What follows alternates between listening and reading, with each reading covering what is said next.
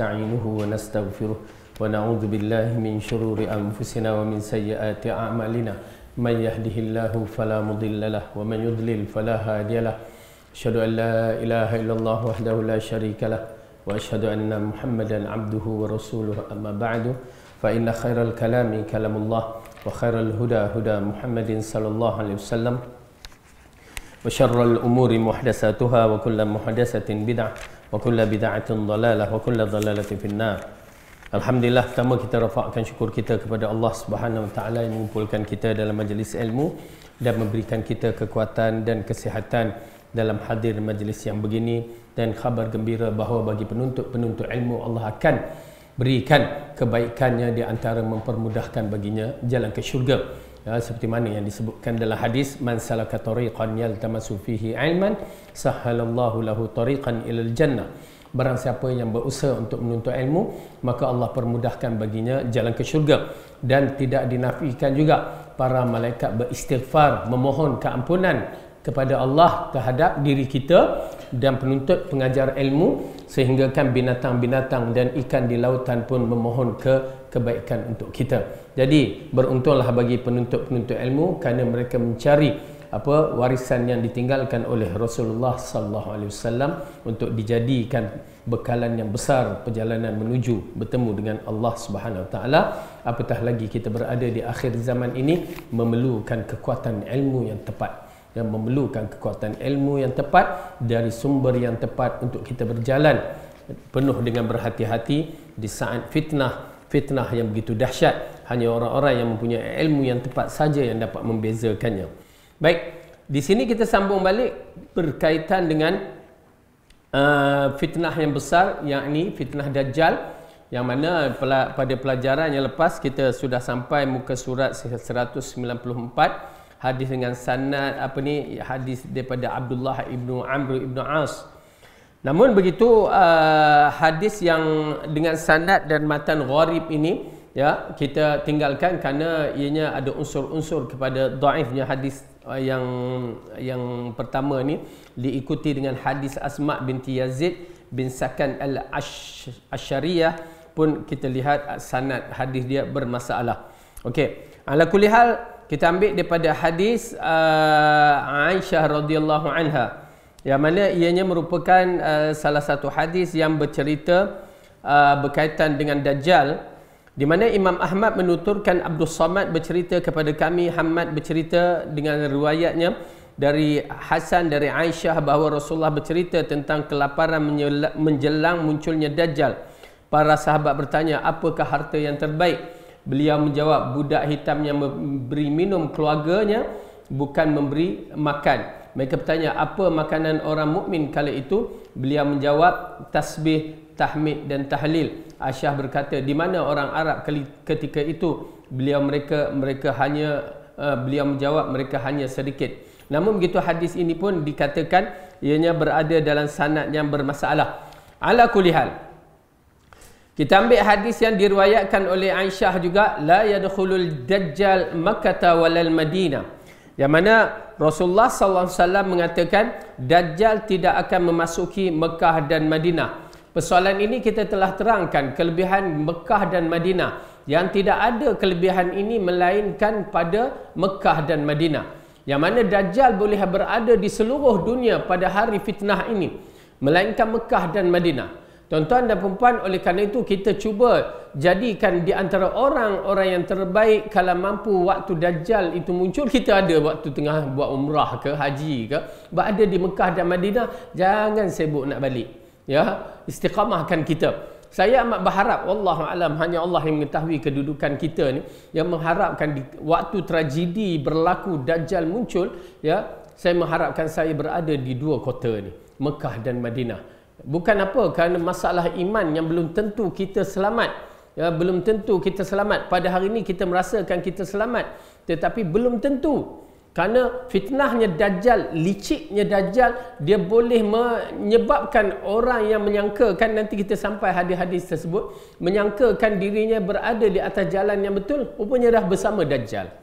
Ini fitnah sekarang. Misalnya saya bagi contoh, ya, kita terpaksa sebut yang sedang diviralkan dalam keadaan yang ialah kita jadi risau. Di antaranya apabila kita melihat, ya, bila Dr. Rozaimi hafizahullah mengupaskan tentang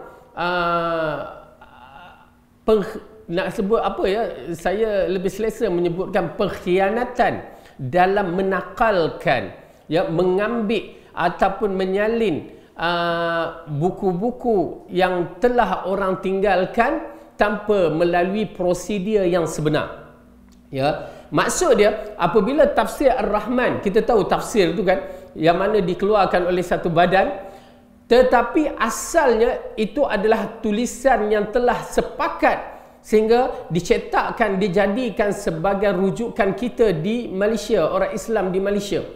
Tetapi semenjak ini, selepas berlaku beberapa perkara yang berkaitan dengan golongan-golongan tertentu, penafsiran itu telah diubah, ditukar tanpa mendapat keizinan tuan empunya penulis.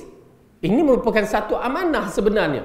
Kalau seorang itu macam Ibnu Katsir, ya, Ibnu Katsir menulis buku ni, tafsir Ibnu Katsir misalnya, tidak ada siapa boleh diambil buku dia tukar sendiri penafsiran tafsir Ibnu Katsir, ya. Dia akan berlaku penyelewengan yang besar daripada maksud dan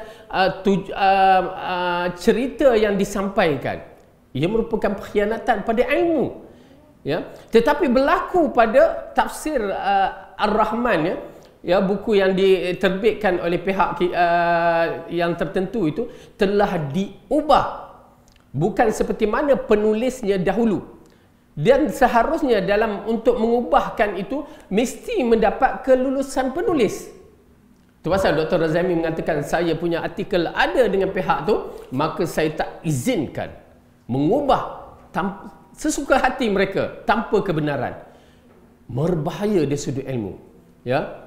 Maka bila dia ubah, tuan-tuan dan perempuan, dia akan lari banyak makna, banyak apa, semua dah lari. Tetapi keaslian, ya, teks itu sudah diragui.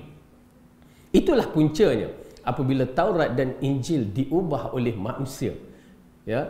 Injil yang sampai ada muncul Injil Bible John, Bible Matthew, Bible apa lagi, Barnabas, beberapa Bible, disebabkan perubahan itu jahat. Dan akhirnya mereka menulis, ya, tulisan itu, lepas tu mereka claim ini datang dari Allah, ya, sehingga Allah mengutuk perbuatan mereka dalam surah Al-Baqarah. Mereka menulis kerana semata-mata mencari keuangan ataupun rezeki yang sedikit. Fawailul lahum mimma kasabu, ya, celakalah apa yang mereka dapatkan. Ini merupakan satu perkara yang penting untuk kita tahu. Ya, kalau hari ini benda itu dah diubah, ya, macam ni, terjemahan ni diubah, tuan-tuan dan perempuan, pada mukadimah dah diubah, tak mustahil di dalam ni akan berubah. Kejujuran, ya, ilmiah jadi tidak ada harga, tidak diboleh dinilai, tidak ada nilai dan tidak ada keprofesionalan dalam menakalkan atau memberikan maklumat ilmu pada kita. Oleh kerana itu bagi saya sudah tidak percaya, ya, kerana mereka mengubah tanpa mengikut, ya, perspektif yang dibenarkan, prosedur yang dibenarkan dan mendapat kelulusan. Yalah, kalau orang tu hidup, dia pun mengamuk. Kenapa mengubahkan dia punya artikel tanpa keizinan? Ya, kalau kita tak setuju, notekan. Macam, yalah, macam kitab-kitab tu orang tak setuju, dia notekan nombor 1. Okey, dia bagi ulasan. Itu tak apa. Dia bagi ulasan dan pandangan dia, ya, untuk mengkritik tentang apa yang ditulis. Itu kita tak menjadi masalah. Tapi kekalkan artikel yang sebenar supaya tidak berlaku penyelewengan. Apatah lagi kita berada di akhir zaman. Apa dia yang Rasulullah kata? Penyeru-penyeru ke pintu neraka. Penyeru-penyeru ke pintu neraka. Dan jahil, kebanyakan manusia ini jahil. Disebabkan apa? Kematiannya ulama. Maka tiba-tiba artis mendapat tauliah mengajar. Sakit, tuan-tuan dan puan-puan, sakit kita. Artis mendapat tauliah mengajar bukan pengkhususan mereka dalam bidang agama, nak membicarakan agama. Subhanallah, roh agama pun tak ada. Na'udzubillah, tuan-tuan dan puan-puan, fitnah akhir zaman. Orang yang ada ilmu, ada syahadah, ada sehingga taraf mufti pun tak boleh dapat tauliah di satu tempat tu, ya. Walaupun dia itu mempunyai credibility yang hebat dan mempunyai kebolehan dan keagungan dari sudut pengkhususan bidang-bidang dia. Tetapi tak boleh tiba-tiba artis yang bukan bidang dia diberi tauliah untuk mengajar, dah tak ada ke orang yang berilmu. Sehingga begitu sekali penyelewengan dari sudut agama sedang berlaku. Ini dia penyelewengan yang sedang berlaku. Itu belum lagi golongan yang pernah diisytiharkan sesat diterima balik, ya. Sedangkan clear syirik di dalam sebutan zikir, amalan-amalannya clear, tak kisah hadis palsu ke hadis apa, habis diguna. Tuan-tuan dan puan-puan, orang yang bertanggungjawab dalam bidang agama, kamu akan bertanggungjawab depan Allah apabila perkataan yang bukan dari Rasul, lalu kamu katakan, kamu benarkan orang-orang ini berkata itu dari Rasul. Penipuan yang besar, ya, yang kita kena berhati-hati. Na'udzubillah min zalik.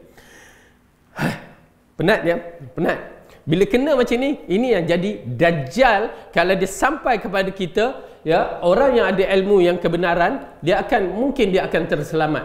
Tetapi kalau orang awam, habis, yang terjebak. Na'udzubillah min zalik. Ya, oleh kerana itu berhati-hati. Baik. Dalam kitab As-Sahih dari Hisham ibn Urwah dari sanadnya sehingga Asma binti Abu Bakar, bahawa ia berkata dalam hadis khusuf, Rasulullah bersabda dalam khutbahnya beliau pada saat itu, sesungguhnya telah diwahyukan kepadaku bahawa tidak lama lagi kalian akan tertimpa fitnah. Atau beliau bersabda, sebelum fitnah Al-Masih Ad-Dajjal, aku tidak tahu mana yang beliau sabdakan. Okey, nak menceritakan fitnah-fitnah yang datang. Okey, fitnah-fitnah yang datang begitu banyak pada akhir zaman, maka ianya adalah satu fitnah yang semua akan terkena. Hatta kita orang sunnah pun semua akan terkena. Cuma berhadapan dengan fitnah-fitnah tersebut, itu sahaja yang kita ambil kira. Bagaimana nak berhadapan dengan fitnah-fitnah tersebut. Jadi hadis berkaitan dengan fitnah Dajjal ni panjang dan banyak. Kita cuba ambil hadis-hadis yang mana hadis-hadis yang sahih sahaja. Kerana apa? Hadis-hadis yang tidak sahih itulah kita katakan ianya bukan datang daripada Rasulullah SAW. Jadi ianya akan memberi kesan yang tidak baik barang siapa yang mengikutinya. Okey. Banyak diketengahkan hadis-hadis yang tidak sahih. Dia berkaitan, pertama hadis yang sahih. Okey, dalam sudut ilmu hadis kita kena faham hadis yang sahih. Tapi cuba tang mana hadis yang mengatakan Dajjal boleh masuk Mekah dan Madinah.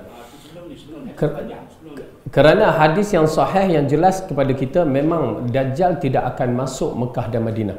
Itu memang clear.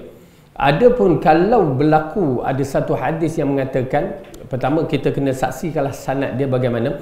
Tapi rasanya secara kasar, bila hadis tu syaz bercanggah dengan hadis-hadis yang sahih, maka dia bermasalah. Ya, jadi dia kena diketepikan kerana dia bercanggah dengan rijal ataupun hadis-hadis yang sahih yang diketengahkan oleh, ya, para ulama hadis yang lebih diiktiraf, diakui. Jadi kita kena ambil hadis yang sepakat ini. Okey. Kita pergi kepada hadis yang dari muka surat 205. Hadis Abu Hurairah. Ahmad menuturkan dari Qutaibah bercerita kepada kami, Ya'qub bercerita kepada kami dari Suhail dari arahnya dari Abu Hurairah radhiyallahu anhu, Rasulullah bersabda, la taqumu as-sa'atu hatta yuqatilul muslimuna al-yahuda fayaqtuluhumul muslimun hatta yakhtabi al-yahudi min wara'il hajar wasyajar fayaqul al-hajar aw syajar ya muslim ya Abdullah hadha yahudiyyun khalfi fata'al faqtuluhu illa gharqat fa innahu min syajaril yahud. Kiamat tidak akan terjadi sehingga kaum muslimin memerangi Yahudi. Okey, ini mengisyaratkan, ya, bahawa akan berlaku pertempuran yang begitu dahsyat antara orang Islam dengan Yahudi. Oleh kerana itu mereka beria-ria nak tuduh kita teroris. Ya, mereka beria-ria untuk menjadikan kita orang yang teroris, yang mana yang boleh menyebabkan kita ditangkap, kita dihalang segala-galanya. Kalau orang Islam buat di Amerika tu bunuh seorang terus dihukum teroris. Tapi kalau orang-orang mereka, ya, bunuh, tembak habis budak sekolah mati, tak pula dicap teroris. Ya, betapa jahatnya, ya, makarnya mereka untuk menghancurkan Islam. Maka dalam hadis ini mengisyaratkan akan berlaku pertembungan yang dahsyat, ya, peperangan antara Islam dan Yahudi. Ya, di mana dalam hadis ini juga menceritakan kiamat tidak akan terjadi hingga kaum muslimin memerangi Yahudi, kaum muslimin memerangi mereka hingga seorang Yahudi bersembunyi di balik batu dan pohon. Lalu batu atau pohon berkata, ya, wahai muslim, wahai hamba Allah, ini orang Yahudi di belakangku, kemarilah, lalu bunuhlah dia kecuali Gharqad, satu pokok, kerana ia adalah pohon Yahudi. Okey. Dalam hadis ini, peristiwa ini akan berlaku di akhir zaman, pertempuran yang dahsyat, yang mana pertempuran ini di antara Islam dengan kafir, terutamanya orang Yahudi. Kerana orang Yahudi bersifat memang jahat dan mengkhianati. Kalaulah dia boleh membunuh para nabi, macam kita ni tak ada apa-apa. Okay? Bahkan dalam Yahudi punya protokol, dia kata apa? Orang Islam ni apa? Selain daripada Yahudi, apa dia? Goyim. Goyim ni apa dia? Lembu. Berarti boleh dia buat sesuka hati. Okey. Kalau dia para nabi boleh dia bunuh, berapa banyak para nabi dibunuh yang disebutkan dalam Al-Quran? Ya, yang mana mereka suka nabi itu mereka tak bunuh, yang mana mereka tak suka mereka bunuh. Ya, ini kejahatan orang Yahudi yang tidak hormat kepada para nabi, bahkan mereka diseksa dan dihancurkan disebabkan perbuatan-perbuatan mereka. Sehingga kan Rasulullah SAW pun mereka nak bunuh. Ya, tetapi Allah pelihara. Dan Isa mereka cuba bunuh, tak berjaya, diangkatkan ke langit. Dan akhir zaman ini pertembungan yang dahsyat akan berlaku antara Islam dengan Yahudi. Okey, di antara kejadian yang diceritakan ini, tuan-tuan dan puan-puan kena faham, ya, jika berlaku perkara ini, dia bukan peperangan main-mainan, lebih teruk daripada Perang Dunia Kedua kita dahulu. Pertembungan ini di antara kuasa besar dengan kuasa Islam.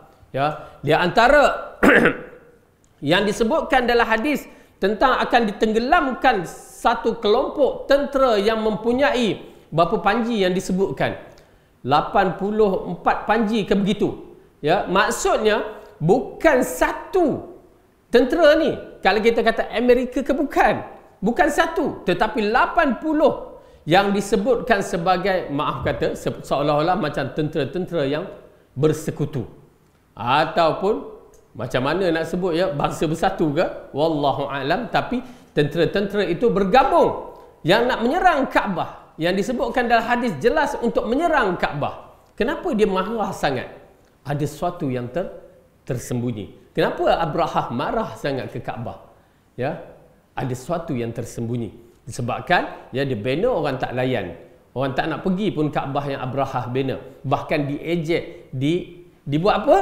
Yang dibuat di antara kafir, orang-orang musyrikin pun tahu Kaabah Abrahah dengan Kaabah yang dibina oleh Nabi Ibrahim. Dia pergi ke Kaabah Abrahah, dia berak kat situ. Itu yang menyebabkan Abrahah marah. Ya, bertambah marah dia. Dan dalam bab ini, apabila tentera-tentera bersekutu ini akan berkumpul dan bergabung untuk menyerang Kaabah. Ya, subhanallah, hadis itu jelas menyebutkan mereka itu akan menyerang Kaabah. Ya. Lalu mereka keluar menuju ke arah Kaabah di satu tempat. Saya tak ingat di kawasan Madinah ke apa. Ya. Yakni pesisiran jalan yang besar sana, bukan dalam Madinah, di luar jauh sikit, ya. Lalu mereka ditenggelamkan. Ya, ini semua berlaku. Ya, tenggelamkan, berarti tentera satu kelompok yang besar ditenggelamkan. Ya, ini mengisyaratkan pertembungan yang dahsyat di seluruh dunia sedang berlaku. Tetapi peperangan itu antara Islam dengan kafir. Dia bukan negeri-negeri dah. Ya, ini bentuk peperangan yang dahsyat. Maka di sini peperangan ini sampai, kalau ikut hadis ini, peperangan ini akan bertemu di Palestin sana, di Syam sana. Di tempat Yahudi menjajah. Kita kata Yahudi menjajah. Yahudi tak ada tanah. Ya, habis peta. Kalau kita tengok dalam Google Map, ada lagi peta Palestin. Mana ada dah? Ya, dia letakkan Israel. La'natullahu alaihim. Okey. Maka mereka ini akan berlaku, peperangan ini akan berlaku di negeri Syam dan termasuk tempat jajahan Israel, Yahudi. Kenapa? Kerana Rasulullah mengatakan sehingga orang Yahudi bersembunyi di balik pokok dan batu. Ini mengisyaratkan orang Yahudi hampir kalah waktu itu. Ya, dah takut dah dengan keadaan orang Islam, sehingga kan lalu batu ataupun pohon berkata, wahai Muslim, wahai hamba Allah, ini orang Yahudi di belakangku, kemarilah bunuhlah dia, ya, kecuali satu pokok yang tak bercakap. Okey. Jadi oleh kerana tu dalam bab ini hadis yang diriwayatkan oleh Ahmad dan juga Muslim berkategori hadis yang sahih. Bagi saya tidak akan bicara pokok bercakap, batu bercakap, saya beriman. Oleh kerana tu orang cakap apa-apa pun saya tidak akan layan. Prinsip saya, hadis yang sahih saya akan beriman dan mempertahankannya. Yang percaya tak percaya itu urusan dia, antara dia dengan Allah. Sedangkan hadis sahih bagaimana tak boleh percaya? Kerana kita belum berhadapan. Hatta Rasulullah sallallahu alaihi wasallam mengatakan, sebelum aku menjadi rasul, aku mendengar, ya, aku mendengar orang yang menegur aku dari belakang, bagi salam kepada aku. Aku tengok tak ada orang. Siapa ni kan? Itu sebelum jadi nabi. Macam kita, ya, sebelum kita belajar tu, kita bunyi dengar tak ada orang, mula tegak bulu roma. Ya, tapi bila dah belajar Quran dan Sunnah, oh bukan, hantu tak ada. Kita percaya lagi. Na'udzubillah.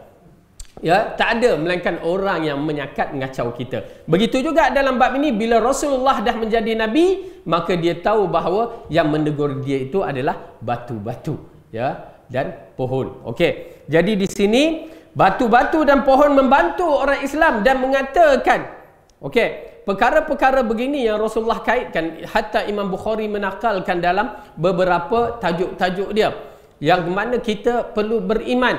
Sesuatu benda yang tak mampu akal kita berfikir, maka beriman. Seperti mana unta datang mengadu kepada Rasulullah, kita beriman. Bagaimana unta mengadu, kita beriman. Bagaimana himar mengadu kepada Rasulullah, kita beriman. Bagaimana pohon kurma yang asalnya menjadi mimbar Rasulullah, tempat dia duduk bersandar, tiba-tiba bunyi macam menangis, kita beriman. Semuanya itu adalah persoalan-persoalan yang mana kita tak mampu, melainkan orang yang ada pada zaman itu menyaksikan dan mereka beriman dan Rasulullah beriman. Dalam hadis apabila Rasulullah mengatakan seorang lelaki menunggang lembu, lalu tengah-tengah jalan tu lembu memaling kepalanya, lalu mengatakan, aku dijadikan bukan untuk ditunggangi. Kan? Lalu Rasulullah kata, Abu Bakar beriman, Umar beriman, aku pun beriman. Maksudnya kita kena beriman. Binatang berbicara, ya, dalam sudut itu, ya, dahsyat. Kita akan menyaksikan, ya, bagus juga saya buat satu buku yang berkaitan dengan begini, ya, supaya ianya beriman. Tuan-tuan dan perempuan, agama wahyu saya tak faham, ya, tetapi saya faham bila sampai hadis sahih jangan banyak bicara, beriman, ya. Kalau tidak, kita akan jadi terpesong banyak. Oleh kerana itu, apabila satu zikir di antara zikir tidur yang Rasulullah sebutkan, ya, mengingatkan kepada kita ucapan tu li nabiyihi. Lalu sahabat kata, ya Rasulullah, apakah kita tukar rasulihi? Sama. Tak. Rasulullah kata begitu. Kerana wahyu yang turun begitu. Ya, apa beza nabi dengan rasul? Memang ada perbezaan, tapi kalimah itu, ya, kalimah nampaknya sama, tetapi Allah mengarahkan begitulah. Dahsyat, ya. Saya agak tertarik dengan hadis-hadis yang begini kerana kita menyaksikan bagaimana prinsip para sahabat bila bertemu dengan hadis-hadis yang begini. Okey. Jadi hadis ini mengatakan bahawa pokok-pokok dan batu akan berbicara dengan manusia, menceritakan Yahudi ada di belakang. Kecuali satu pokok yang dinamakan gharqad. Pokok gharqad ini kalau kita tengok dalam internet, ya, mereka orang Yahudi telah mula menanam pokok ni 5 tahun yang lepas. Saya tengok 5 tahun yang lepas. Bahkan dia mohon donation kepada seluruh orang Yahudi, siapa yang nak menginfak, nak ditanamkan di seluruh negeri yang mereka jajah tu. Bila saya agak tertarik, ya, kalau mereka tak tanam mungkin tak ada pokok tu sangat. Tetapi sekarang terbukti bahawa pokok itu adalah pokok Yahudi. Ya, yang mana Yahudi boleh percaya kepada hadis ini. Nampak tak? Jadi dia tanam. Dan kita tengok Yahudi buat tembok, kan? Dia buat tembok pemisah, macam tembok Berlin satu ketika dahulu. Kalau tidak ada tembok, maka kita tidak akan menyaksikan pintu gerbang. Betul? Tak ada pagar, mana ada pintu gerbang? Ya, open. Tetapi bila ada pintu gerbang, sadaqa Rasulullah. Betul lah. Dulu kita fikir, Rasulullah mengatakan sesungguhnya Isa membunuh Dajjal di Babul Lud, di pintu gerbang Lud. Mana ada? Tiba-tiba Yahudi membina bangunan mereka, ya, tembok-tembok itu.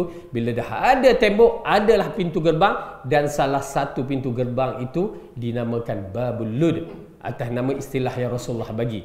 Mereka panggil lain, wallahu alam. Okey. Maka hadis ini menceritakan bahawa orang Yahudi akan bertembung dengan orang Islam. Itulah hairan juga kalau orang Islam masih hidup sayang pada orang Yahudi, yang masih suka dengan orang Yahudi, yang masih suka keturunan Yahudi, ya, tak kiralah dia pemain bola ke, artis ke apa ke, na'udzubillah min zalik. Sedangkan bara'ah, ya, sifat benci kepada mereka kena ada di dalam diri kita. Muslim meriwayatkan dari Qutaibah dengan sanad ini, kiamat tidak akan terjadi hingga kalian memerangi orang Turki, dan seterusnya hingga akhir hadis. Okey, ini kalimah-kalimah yang perlu kita berhati-hati, ya.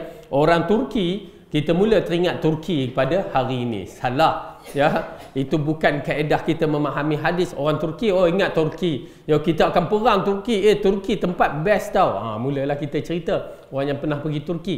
Bukan orang Turki dalam bentuk yang begitu. Kurdistan pun dipanggil Turki, ya, orang Kurdis.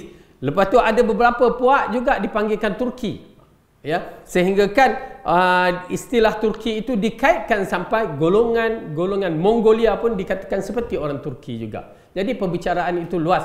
Bila kita bicara Syam, jangan ingat Syam Syria sekarang ni, ya. Dulu Syam, Lebanon, Syria, Palestin, apa lagi, negeri Turki, semua itu Syam, ya. Begitu juga dengan Habsyah, yang Rasulullah menceritakan bagaimana para sahabat berhijrah ke Habsyah. Dulu Habsyah sampai ke Jeddah tu Habsyah, ya, sampai ke selatan.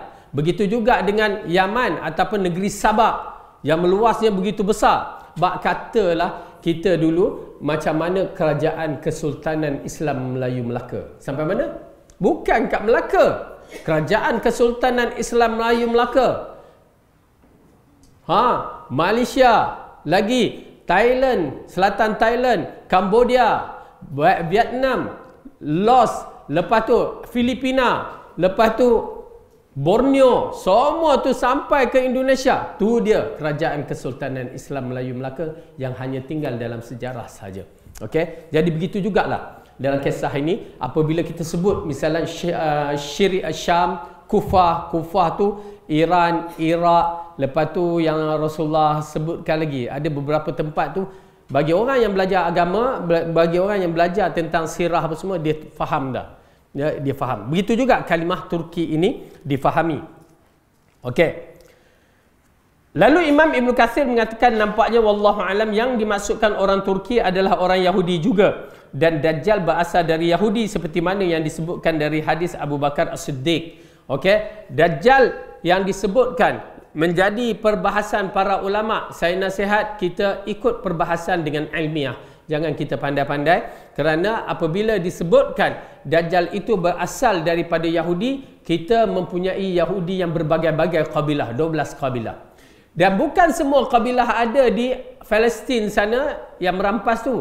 Ada di Yaman tu pun Yahudi, keturunan Yahudi yang sekarang yang tengah berperang kan, yang disebutkan sebagai golongan apa? Houthi. Itu Yahudi tu, Yahudi Yaman.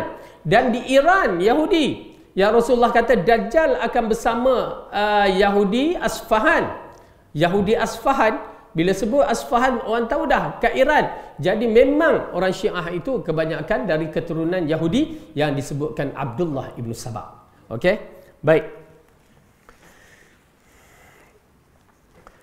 Jalur riwayat yang lain dari Abu Hurairah radhiyallahu anhu, Rasulullah berkhutbah, lalu beliau menyebut tentang Dajjal. Ini riwayat Abu Hurairah. Beliau bersabda,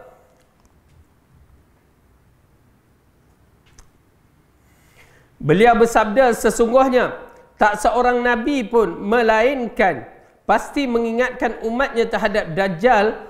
Aku akan menyebutkan pada kalian yang belum pernah disebut seorang Nabi pun sebelumku. Sesungguhnya dia buta sebelah mata, di antara kedua matanya tertulis kafir, yang dapat dibaca oleh setiap mukmin, baik yang bisa baca tulis maupun tidak baca, yang tidak boleh baca tulisan.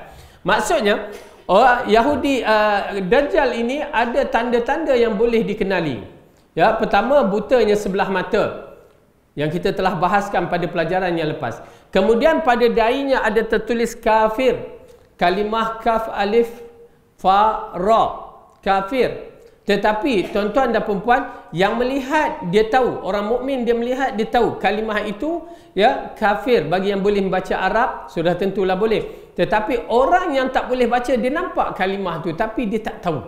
Dia nak sebut ya, dia tak boleh baca tapi dia tahu itu, lalu dia boleh bagi tahu orang itu tulisan Arab. Okey. Jadi kalimah itu boleh dibaca oleh muslim ataupun yang boleh membaca ataupun tidak. Dengan arti kata lain, Rasulullah telah menunjukkan kepada kita guideline yang besar yang tak diberitahu oleh para nabi sebelum itu dan diberitahu pada umat Muhammad, maka kita kena kenali dia dengan secara yang betul. Kemudian Madinah dan Mekah dijaga oleh para malaikat dengan perintah Allah. Hadis yang diriwayatkan oleh Ahmad. Saya melihat dalam tafsir Ibn Katsir ni banyak riwayat oleh Imam Ahmad. Ya. Dari ayahnya dari Abu Hurairah, Rasulullah bersabda, Al-Madinatu wa Makkatu mahfufatani bil malaikati ala kulli naqbin minha malakun la yadkhulaha dajjalu wala ta'un. Madinah dan Mekah dikelilingi oleh para malaikat. Di setiap celah bukitnya dijaga oleh malaikat sehingga Dajjal dan Ta'un tidak dapat masuk. Ya, subhanallah. Ini kelebihan Mekah dan Madinah, tanah yang penuh barakah ini. Pertama, Dajjal tidak boleh masuk, dan kedua, Ta'un, kolera tak boleh masuk. Penyakit berwabak dalam bentuk yang begini. Ya, habis Covid boleh masuk. Dia bukan Ta'un, dia Covid lain. Okey, Ta'un. Okey, kalimah yang disebutkan dalam hadis ini adalah Ta'un, sejenis wabak. Kerana wabak ini pernah berlaku di Madinah, dan wabak yang akhir selepas wafat baginda berlaku di Syam, yang mati para sahabat, banyak yang mati pada waktu itu kerana Saidina Umar menghantarkan tentera yang di bawah pimpinan Abu Ubaidah ibnu Jarrah. Ya, sehingga kan bila dapat tahu tentang kemunculan wabak, Abu Ubaidah Saidina Umar cepat menulis surat lalu dihantarkan kepada Abu Ubaidah ibnu Jarrah. Wahai Abu Ubaidah, sila keluar, aku ada urusan dengan kamu. Tujuan dia apa dia?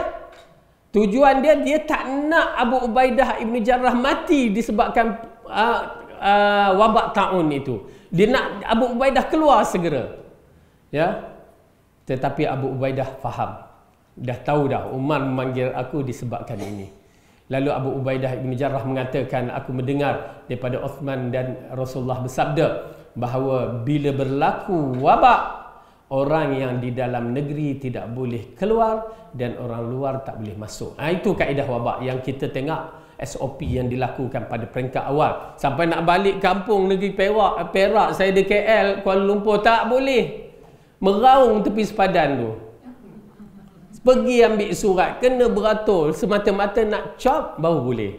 Ya, subhanallah. Itu kaedah sebenarnya yang diambil perubatan Nabawi, ya, yang Amr ibn As yang memberikan cadangan semua orang yang ada waktu berlaku tu, semua orang pergi duduk berasing-asingan, duduk atas bukit, duduk, semua duduk berasingan. Tak sampai seminggu, 2 minggu hilang wabak. Kerana wabak bersifat dia melompat satu orang. Jadi kalau ada orang jauh-jauh, lepas tu dalam tempoh yang lama, kita macam Covid berapa seminggu kan, berapa hari, 7 hari ke 6 hari dia bertahan, lepas tu dia mati. Itulah kaedah yang baik. Kaedah asingkan. Tapi orang kita degil kan, nak juga, nak balik juga, sabar je lah. Baik, Dajjal la yadkhuluha Dajjal. Yang menarik dalam hadis ini, para malaikat, pertama kita beriman, kita tak nampak malaikat-malaikat yang mengawasi Kaabah, mengawasi Mekah dan Madinah. Kita beriman dan kita suka tak malaikat jaga? Ya, tahu tak kita pada tiap-tiap malam malaikat bersedia untuk jaga kita. Ya, sebab apa? Macam mana jaga dia? Rasulullah sallallahu alaihi wasallam mengingatkan kepada kita, barang siapa yang berwuduk sebelum tidur, malaikat akan duduk bersamping dengan kita dan berdoakan untuk kita pengampunan. Dan kesannya juga kalau kita bangun pagi itu, ya, waktu tahajud tu kita berdoa, doa dikategorikan doa mustajab. Okey, tunggu. InsyaAllah kalau tak jadi masalah, buku adab-adab tidur saya alhamdulillah 98% dah siap. Itu ringkasan dia lah, ya. InsyaAllah saya akan cuba keluarlah di bawah apa ni, Hadi Akmal punya apa, publisher. Saya dah bincang dengan dia. Ya, beli-belilah. Tengok kan. Pasal apa? Saya bagikan beberapa perkara berkaitan dengan adab-adab tidur. Agak panjang juga adab-adab tidur kita. Senang je tidur, habis letih sangat baring, sadaqallahul azim kan. Tak, bukan kaedahnya. Ada beberapa perkara yang perlu distudikan. Kalau nakkan dapat kita tidur, maksudnya kalau kita mati adalah husnul khatimah. Kalau kita tidur malam, ya, malaikat bersama kita. Ya, itu yang kita nakkan. Okey. Kenapa? Bila kita menyaksikan bila Dajjal nak masuk, ya, dia tidak boleh masuk kerana ada malaikat yang menjaganya dengan arahan Allah Subhanahu Wa Taala. Kemudian hadis Ubadah ibn Samit.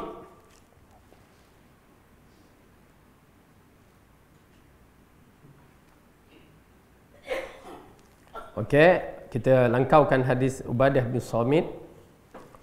Sanad dia problem. Hadis Umran ibn Husain, dia bercerita Rasulullah bersabda, siapa yang mendengar mengikut kata-kata Dajjal, kami bukan dari golongannya.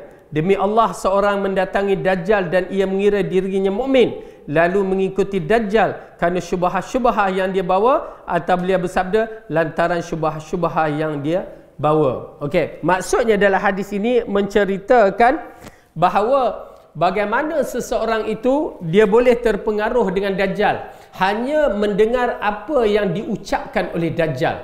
Subhanallah, ya. Ini yang Rasulullah kata, innal bayana sihra. Sesungguhnya perkataan adalah seperti sihir yang boleh mempengaruhi orang. Ya, ini di antara kelebihan orang yang pandai berbicara. Mulanya kita tak berapa nak minat juga barang tu, tapi bila dia pandai bercakap, terus bukan nak beli, jadi ahli tu. Multi level, disebabkan pandai dia mengolahkan kata-kata. Dajjal pun begitu.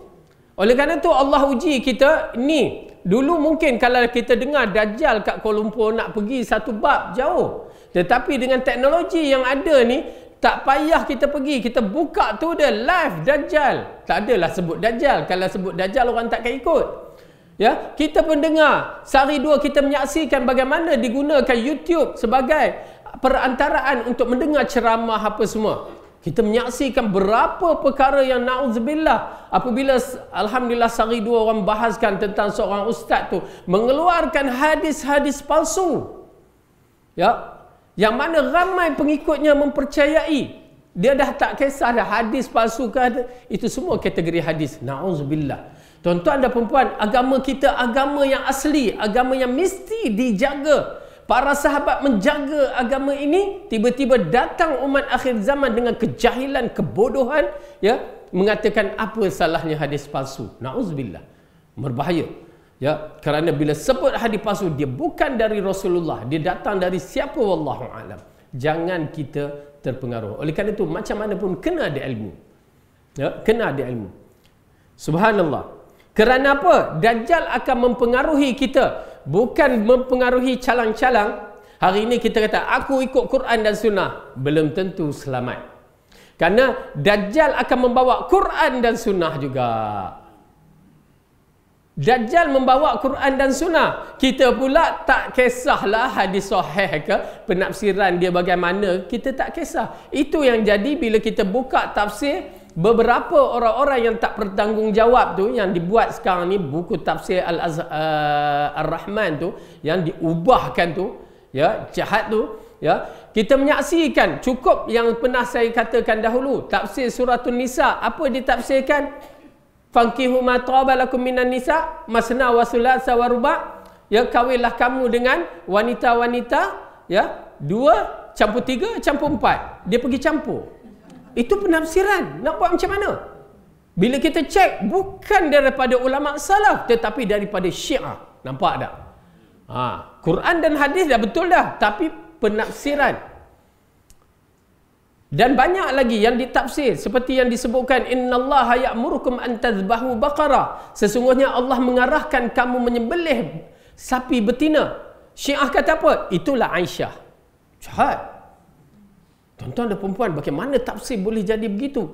Dan banyak tafsir, belum lagi didatangi dengan tafsir orientalis, tafsir akal yang menyebabkan kita tak faham, ada dalam tafsir. Yang saya pernah berbahas dengan seorang tu, baru pandai Arab sikit-sikit, ya, ada seorang tu baru habis khatam harfiah. Kita akuilah, baguslah dah khatam harfiah. Tahu kan harfiah, ya, bahasa Arab harfiah, ya, terjemahan Quran ikut huruf tu, tu harfiah. Kita nak cakap Arab tak boleh, dapat tu pun boleh juga, ya. Anak kita cakap Arab, ana, anta, unta, kan, okey. Tiba-tiba nak mengajar tafsir, terkejut saya bila orang tu bagi tahu, ustaz dia nak ajar tafsir, ustaz. Nak ajar tafsir baru selesai harfiah. Ittaqillah. Ilmu tafsir bukan sebarangan, sehingga kan Abu Bakar mengatakan, langit mana aku nak junjung, bumi mana aku nak bertapak jika aku mengatakan Al-Quran pada bukan maksudnya ataupun maknanya. Subhanallah.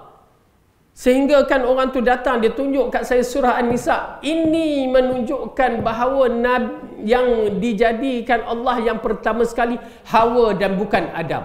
Tu dia. Tafsir Quran tu, surah An-Nisa, dia kata Allah ini mengisyaratkan bahawa Allah jadikan Hawa dulu, bukan Adam. Macam mana? Tu yang saya katakan, ya, kena juga ada basic Al-Quran bahasa Arab tu, kena ada juga. Cuba tengok surah An-Nisa. Kok datang pula kat kita nanti. Ya. Oh, tapi Ustaz Fadil dah bagi tahu. Selesai, selamat. Dia datang lepas kuliah tu terus dia tanya saya, Ustaz, ni ayat. Rupanya dia tak pandai bahasa Arab. Baru belajar taktih nak membicarakan Quran konon. Okey. Ayat pertama. Ayat 3 tu ayat kahwin. Ayat pertama. Tak apa, gang Arkam.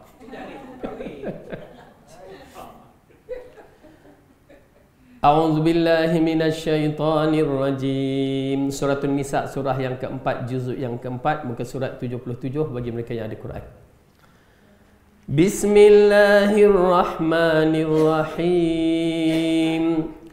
Ya ayyuhan nasu ittaqu rabbakumul ladzi khalaqakum min nafsin wahidah wa khalaqa minha zawjaha wa bassa minhuma rijalan katsiran wa nisaa wattaqullaha alladzi tasaaluna bihi wal arham innallaha kana 'alaikum raqiba.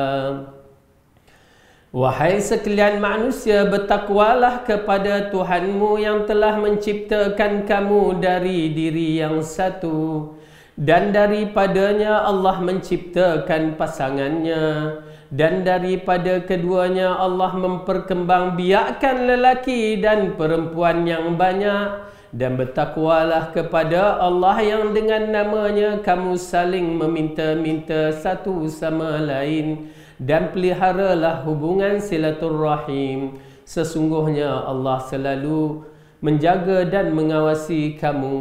Tak mana tu, kan? Kita pun tak perasan pasal kita tak ada basic Arab, kita ikut terjemahan. Itu pasal kenapa kita mempertikaikan bila orang menukarkan tafsir Ar-Rahman, ya? Pimpinan Ar-Rahman tu ditukarkan terjemahan tu. Tahu tak? Dia akan berlaku dalam penyelewengan begini. Kalau tidaklah penulis ni, saya baca tadi, tuan-tuan dan puan-puan mungkin tak perasan, ya, tentang pasangan. Dalam Quran tu dia kata apa? Mula-mula tadi pasangan tu, dalam perempuan tu dia kata isteri, kan? Penting tu, sebenarnya penting. Kalimah isteri itu penting dalam penterjemahan ini, supaya dia tidak lari makna. Kenapa? Okey, kita bahaskan. Kita tengok orang tu kata, Ustaz tengok dia kata, wahai sekalian manusia, bertakwalah kepada Allah Tuhanmu yang telah mencipta. Khalaqakum min nafsin wahidah. Nafsin wahidah. Wahidah ni tamarbutah. Tamarbutah ni biasanya untuk orang perempuan satu.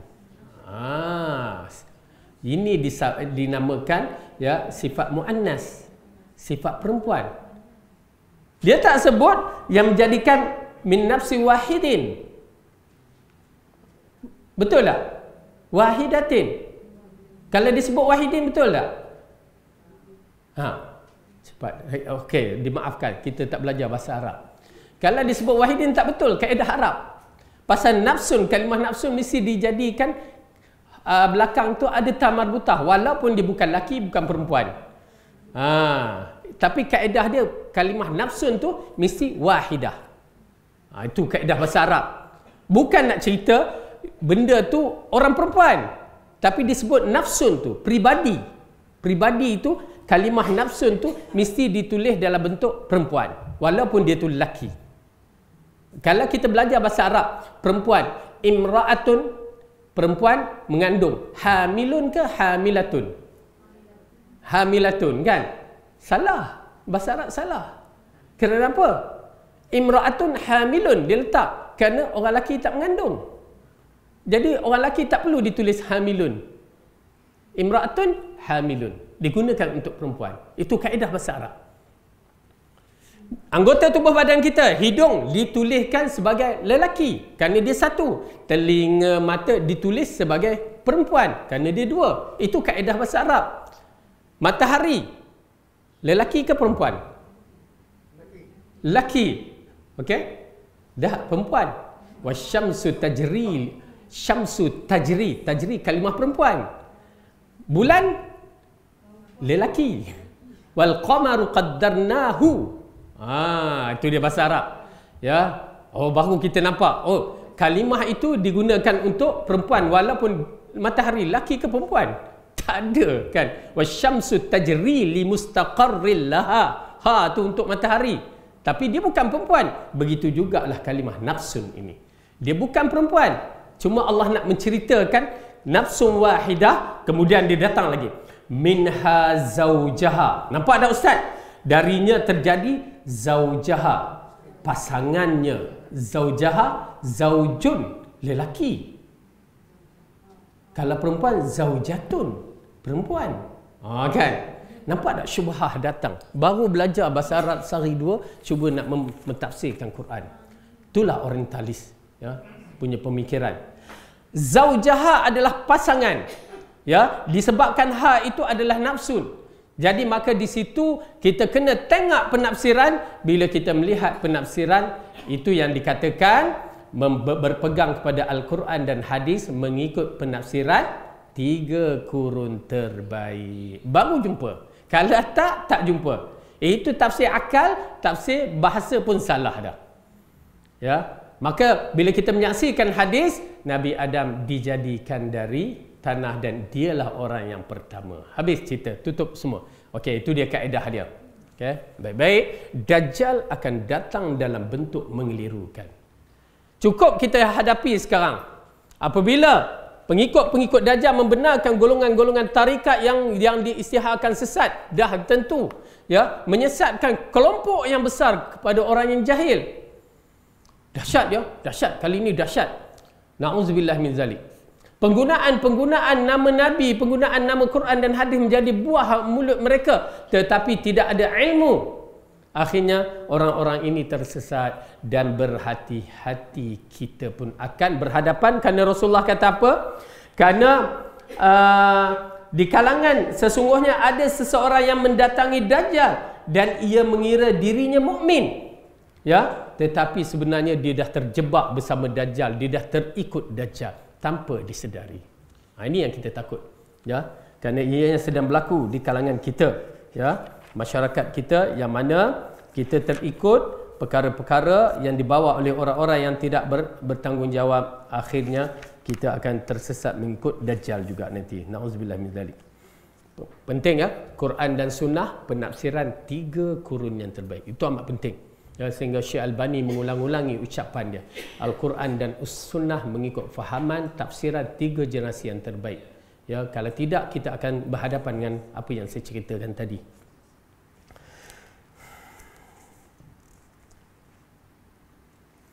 Kemudian di dalam kitab Sahih Bukhari, yang mana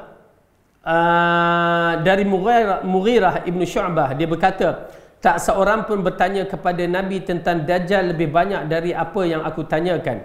Beliau berkata, apa yang membahayakanmu? Ia tidak membahayakanmu. Aku berkata, wahai Rasulullah, orang-orang mengatakan bahawa bersamanya ada makanan dan sungai. Beliau bersabda, apa yang dilakukan Dajjal sangatlah simple bagi Allah. Yakni Dajjal akan menggunakan istidraj dia. Ya, istidraj yang diberikan kepada orang-orang yang kafir, orang-orang yang jahat ini, ya, sebagai macam kita para nabi mukjizat, orang soleh karamah, tetapi bagi orang-orang seperti Dajjal ataupun ni istidraj ataupun sihir. Ya, jadi dia akan mengelirukan ummah dengan benda-benda ni. Nauzubillah. Kemudian hadis itu diriwayatkan oleh Bukhari, yang mana Dajjal akan datang bersamanya makanan dan sungai, yakni minuman. Boleh gambarkan seolah-olah pada hari itu adalah hari yang kritikal yang kita memerlukan makanan dan minuman. Ya. Saksikan, kita ada internet masing-masing, saksikan tasik-tasik yang disebutkan oleh Dajjal. Ya, sungai-sungai yang diceritakan yang akan kering, yang Rasulullah kata akan kering sungai dan tasik itu akan terkering apa semua. Cek. Semua beberapa tempat sedang menuju ke arah itu. Ya. Berarti tanda-tanda itu agak menarik sekali untuk kita fikirkan. Okey, di sini pula kita lihat bila sampai satu tahap makanan dan air minuman amat diperlukan. Ini basic asas kehidupan kita. Habis bagaimana kedudukan keuangan? Ini yang jadi satu isu. Ya, menggerunkan, menakutkan kita. Bagaimana kedudukan keuangan kita? Tuan-tuan dan puan-puan, sebelum munculnya perang dunia pertama dan kedua, kita, ya, sebelum Yahudi menguasai dunia, kita masih lagi menggunakan sistem barter, tukar barang, dan sistem dinar dan dirham.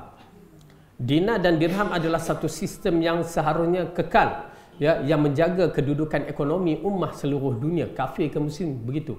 Tetapi kemunculan, ya, pakar Yahudi Rothschild, yang mana dia telah membuat satu bank-bank yang menjadikan sistem duit kita ni, ya, bersandar kepada emas. Asalnya bersandar kepada emas, lama-lama dah tak bersandar kepada emas disebabkan riba tu. Akhirnya duit kita akan menjadi masalah. Seperti mana yang pernah berlaku di rubel satu ketika di Rusia. Ya, rubel terus jatuh mendadak. Di Zimbabwe, duit yang dulunya kalau 10,000 boleh beli sebiji rumah, 10,000 jadi tak ada nilai. Tu kesan daripada sistem bank, dan tak mustahil pada waktu ini ianya akan berlaku juga. Ya, akan berlaku. Bila berlaku macam tu, kita nak beli apa? Tak boleh beli. Duit tak berfungsi pada ketika itu. Ya, maka di situlah Dajjal memainkan peranan untuk mempengaruhi kita. Kita mungkin bertahan, tapi masalahnya kita ada anak, ya, cucu yang mana akan menangis nak makan. Waktu itulah akan tergadai prinsip kita. Na'udzubillah min dzalik. Minta lindung. Kemudian Mughirah Ibn Syu'bah berkata, tak seorang pun bertanya kepada Nabi tentang Dajjal lebih banyak dari yang aku tanyakan. Beliau berkata, apa pertanyaanmu? Mughirah berkata, orang mengatakan bahawa bersamanya ada gunung, roti, daging dan sungai air. Baginda bersabda, apa yang dilakukan sangatlah simple bagi Allah, yakni Allah boleh lakukan lebih daripada itu. Tetapi Dajjal, ya, dia cuba nak challenge Allah dengan perbuatan-perbuatan dia. Baik. Kemudian hadisnya sama. Kita tengok kepada muka surat 212. Kenapa Dajjal tidak disebut secara tegas di dalam Al-Quran? Ya, tak ada. Kita tak akan jumpa Dajjal dalam Al-Quran. Tetapi kita jumpa simbolik yang disebutkan ayat itu. Satu. Dan kedua, Ya'jud wa Ma'jud disebut dalam Al-Quran. Berapa kali? 2 kali. Dalam surah Al-Kahfi dengan surah Al-Anbiya. Okey, disebutkan. Baik. Allah dalam bab ini ada beberapa jawapan pertanyaan. Dajjal diisyaratkan dalam firman Allah dalam surah Al-An'am ayat yang ke-158, A'udzu billahi minasy syaithanir rajim. Yauma ya'ti ba'du ayati rabbika la yanfa'u nafsan imanuha lam takun amanat min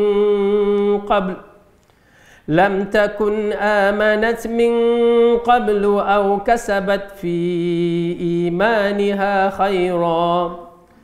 Pada hari datangnya sebahagian tanda-tanda Tuhanmu, tidak berguna bagi lagi iman seseorang yang belum beriman sebelum itu, atau belum berusaha berbuat kebajikan dengan imannya itu. Katakanlah, tunggulah, kami pun menunggu. Okey. Ayat ini menerangkan bahawa tanda-tanda kiamat yang besar. Cuma di sini ada perbahasan para ulama dalam bab tafsir ayat ini.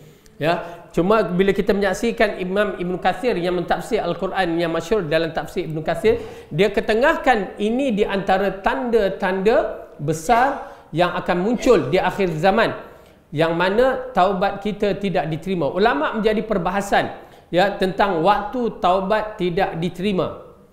Ya, pertama, waktu taubat tidak diterima, sepakat dalam bab ini berkaitan taubat tidak diterima apabila nyawa kita sampai ke kerongkong. Ya.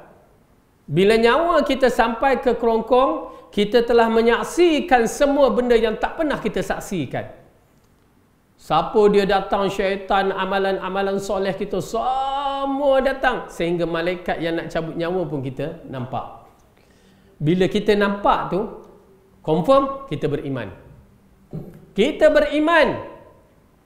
Yang disebut dalam surah Munafiqun, amalan soleh di antara yang menonjol, sedekah. Kita nampak, hebat sedekah yang boleh menyebabkan seorang itu husnul khatimah. Tapi dah tak boleh. Ya, minta Allah tangguhkan sikit-sikit masa, tak boleh dah. Istighfar pun tak dapat dah. Fir'aun nak mati, dia nampak apa? Tanda-tanda bahawa Allah itulah sebenar-benar Tuhan. Terus dia mengucap, aku beriman seperti ya, mana iman Bani Israel, dan aku termasuk orang yang menyerah diri. Tak diterima oleh Allah. Sebab apa? Dah nampak. Oleh kerana itu, tuan-tuan dan perempuan, iman itu adalah sebelum nampak. Jadi kita ni kena jaga iman kita. Ya, dahsyat ni pertembungan. Okey? Itu satu.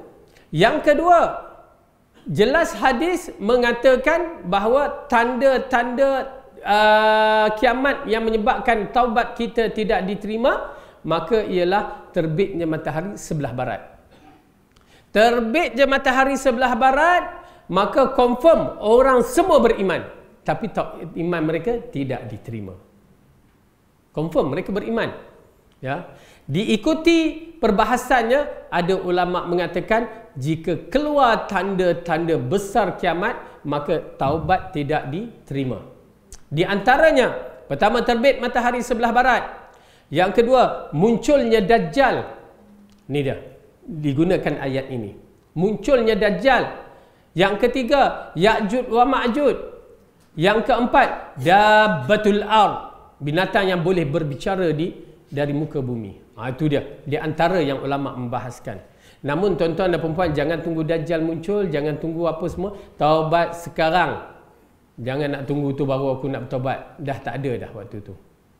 Yang penting sebelum kita mati, kita bertaubat. Ya, maka dalam ayat ini mengatakan, pada hari datangnya sebahagian tanda-tanda Tuhanmu, tidak berguna lagi iman seseorang yang belum beriman sebelum itu. Ya, baru nak beriman, dulu tak nak beriman, dah tak laku.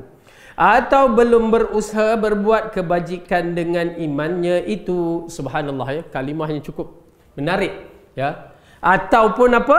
Belum berusaha berbuat kebajikan. Apa dia kebajikan? Walaupun kecil, kita angkat sampah dari jalanan, kita tolak ke tepi. Kebajikan yang nampak simple, tetapi seorang lelaki masuk ke syurga. Ya, cabang iman yang kecil, syu'batul iman tu cabang iman yang kecil, angkat sampah daripada jalanan, buang kerana takut mengganggu orang Islam. Terus Allah berikan dia syurga. Bagaimana kedudukan orang ambil sampah dalam kereta, dia buang atas jalan. Kan? dah satu masalah lah tu. Ya. Nauzubillah. Tetapi perbuatan itu cabang iman. Rasulullah mengatakan waktu itu cabang macam itu pun dah tak laku. Nak bersedekah pun dah tak laku, semua tak laku. Dah tak guna pada ketika itu. Ya. Atau belum berusaha berbuat kebajikan dengan imannya itu, katakanlah, tunggulah, kami pun menunggu. Ya, subhanallah. Ini di antara perkara yang menakutkan. Kemudian dari Abu Hurairah radhiyallahu anhu, dari Nabi sallallahu alaihi wasallam, baginda bersabda, 3 tanda kiamat, ketika tanda itu muncul tidak berguna lagi iman seseorang yang belum beriman sebelum ini ataupun belum berusaha kepada kebajikan dengan imannya itu. Yang pertama, ya, munculnya Dajjal. Ini yang 3 tadi. Yang kedua, keluarnya haiwan dari bumi. Yang ketiga, terbitnya matahari dari sebelah barat. Ya, lagi kuat dalam bab ini. Jadi kita elakkan sebelum jangan kita bertemu dalam 3 ini sebelum kita bertaubat. Pertama, munculnya Dajjal. Kedua, keluarnya haiwan dari bumi. Ya, dan ketiga, terbitnya matahari dari sebelah barat. Jadi ayat hadis ini yang disahihkan, yakni hadis riwayat Muslim dan At-Tirmizi, berkedudukan hadis sahih. Jadi kita lihat pada pelajaran kali ini ada tambahan dia yang dua lagi. Jadi kalau ikut 4 perkara, pertama nyawa sampai ke kerongkong, kedua munculnya Dajjal, ketiga keluarnya haiwan dari muka bumi, dan yang keempat terbitnya matahari dari sebelah barat. Ya, subhanallah. Jadi tuan-tuan dan puan-puan kena berhati-hati. Jadi Ya'juj wa Ma'juj tadi tak adalah. Ya, jadi 3 ini di antara perkara yang penting untuk mengisyaratkan peristiwa akhir zaman yang menyebabkan taubat kita tidak diterima. Na'udzubillah. Okey. Dan kita ambil satu lagi dalam bab ini. Isa putera Maryam turun dari langit bawah lalu membunuh Dajjal seperti yang telah dijelaskan sebelumnya. Juga yang akan dijelaskan selanjutnya, Al-Quran menyebutkan turunnya Isa dalam firman-Nya dalam surah An-Nisa, dan kami hukumnya juga kerana ucapan mereka, sesungguhnya kami telah membunuh Al-Masih Isa putera Maryam Rasulullah, padahal mereka tidak membunuhnya dan tidak pula menyalibnya, tetapi yang mereka bunuh adalah orang yang serupakan dengan Isa. Sesungguhnya mereka yang berselisih pendapat tentang pembunuhan Isa selalu dalam keraguan tentang yang dibunuh itu. Mereka benar-benar tidak tahu siapa sebenarnya dibunuh itu, melainkan mengikuti prasangka belaka. Jadi mereka tidak yakin yang telah membunuhnya. Tetapi Allah telah mengangkat Isa ke hadratnya. Allah Maha Perkasa lagi Maha Bijaksana. Tidak ada seorang pun di antara ahli kitab yang tidak beriman kepada Isa menjelang kematiannya, dan pada hari kiamat dia, yakni Isa, akan menjadi saksi tentang perbuatan mereka. Okey. Jadi ayat ini mengisyaratkan, dia membicarakan tentang di antara tanda kiamat yang lain juga munculnya ataupun turunnya Isa alaihissalam ke muka bumi dan akan membawa misi yang besar ke muka bumi ini, tetapi mengikut manhaj Rasulullah sallallahu alaihi wasallam. Ya, dia tak bawa syariat dia. Semua para nabi muncul, dia akan mengikut syariat Rasulullah. Itu istimewa umat Muhammad. Apabila Rasulullah mengatakan bagaimana kedudukan kamu apabila seorang nabi mengikut, ya, umatku menjadi imam. Kerana nabi dia tak boleh jadi makmum, dia mesti jadi imam. Ya, tiba-tiba muncul Nabi akhir zaman, dia menjadi makmum kepada umat Muhammad. Ini keistimewaan umat Nabi Muhammad sallallahu alaihi wasallam di akhir zaman. Jadi insya-Allah, ya, mudah-mudahan kita dapat ilmu yang bermanfaat sedikit sebanyak berkaitan dengan Dajjal ini, dan kita minta lindunglah kepada Allah Subhanahu Wa Taala dari gangguan Dajjal dan pengikut-pengikutnya di akhir zaman ni. Ya. Dengan mudah-mudahan Allah pelihara kita dan Allah istiqamahkan kita di atas manhaj Al-Quran dan As-Sunnah. Amin ya rabbal alamin. Ada apa soalan?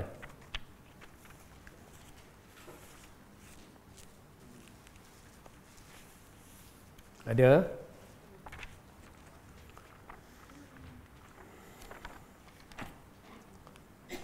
Baik. InsyaAllah nanti kita akan lihat balik pada pelajaran yang akan datang. Kita ringkaskan untuk kita masuk ke tajuk yang lebih besar lagi. Ya. dan kita akan ikutkan perkembangan yang akhir zaman ini yang mengelirukan kita. Pertama, kita dah terangkan tafsir Al-Quran pimpinan Rahman telah diubah suai. Berhati-hatilah, bagi saya berhati-hati. Saya dah tak percaya dah. Secara automatik saya tak percaya. Tidak boleh dipercayai dengan sifat sikap mereka tu. Yang kedua, apa dia? Orang yang tak layak mendapat tauliah boleh dapat tauliah. Ya. Orang yang layak dapat tauliah, Haji Hashim ada tauliah pun ada, alhamdulillah. Ingat tak ada pula. Okey. Orang yang tak layak tu, artis boleh dapat. Kan sakit. Ini satu fitnah lah pada keilmuan dari sudut ilmu, dari sudut manhaj dan semua tu, ya, menjadi fitnah kepada kita, dan mudah-mudahan Allah pelihara kita dari fitnah tersebut. Wallahu a'lam bisawab. Aqulu qawli hadza wa astaghfirullah li wa lakum. Wassalamu alaikum warahmatullahi wabarakatuh. Subhanakallahumma